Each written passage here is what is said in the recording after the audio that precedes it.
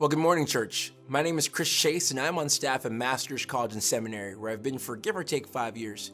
Prior to that, I was pastoring in the GTA for close to 11 years. And before that, I grew up as a teenager in Montreal, Quebec.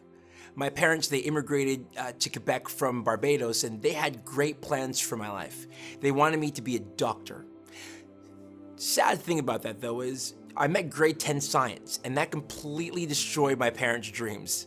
Not a good scientist.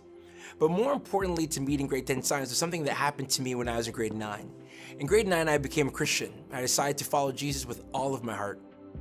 And in doing so, I got plugged into my home church in downtown Montreal, and I got really close to my youth pastor. And as I got close to my youth pastor and close to youth ministry, I realized as I got older that was what I wanted to do with my life. I wanted to give my life over to God in the way of vocational ministry, which meant I wanted to be a pastor. And so I can remember distinctly going to my parents and telling them as a young adult that I didn't want to pursue anything else in schooling, but I wanted to go to Bible college. I wanted to learn what it meant to be a pastor, to reach and teach people about Jesus. You can imagine that this was a shock to my parents. They had different plans for my life. Remember, they wanted me to be a doctor. And they could have done a couple of things in that moment when I told them this. They could have been really upset. They could have seen themselves as failures. They could have did the whole speech of, "We did not leave Barbados for you to do this." Instead, my parents did something really amazing. They said, okay. They went, they looked at my life and they said, "Chris, if this is something that you feel in your heart that you want to do, we're going to support you in it." And they did. They drove me to Peterborough, Ontario, where our Bible college is. They dropped me off, and for 4 years, I learned what it meant to be a pastor. I learned what it meant to give my life over to ministry. And it's led me on the road of life that I'm on now, some 15, 16 years later. I'm so thankful that they did this for me. Because now, this amount of years later, they look at my life and they legitimately will tell me that they cannot see me do anything else.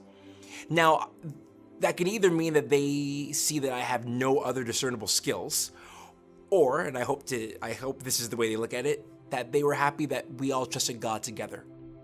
Why is my story important or of any value? Because I wonder if in the congregation this morning there are parents and students who are like my family. Maybe you're a parent and you left your country of origin and you came to Canada with great plans and dreams for your child, and you worry about what it might look like if they decide to follow the call of God. What will they do? Where will they live? How will they eat? I can tell you that God takes care of his kids. God takes care of those who decide to follow him. It's not an easy road, but no job is, no life is. We all need to trust God in whatever decision that we make. And maybe you're a student, you're a child, and you're like me, maybe not as handsome, but you're like me, and you look at your life and you say, I want to follow God, and you're worried about what your parents might think about that. A couple of things. One, clean your room.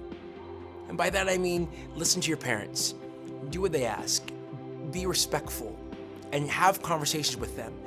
The only reason why they're nervous is because they love you and because they want to see what's best for you. Don't disrespect them and do something outside of what they want, but instead live within their means, live within their fence, and let your character show that you really mean what you say when you feel like God has called you.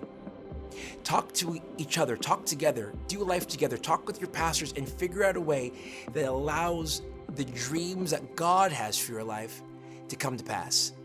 I'm privileged to work at a school like Master's, where we are so equipped to take students and to see them grow in their giftings. And hopefully after this video, you have discussions together over lunch and over meals together, and you say, yeah, let's try this thing out. And whenever that is, we'll be there waiting to help you out.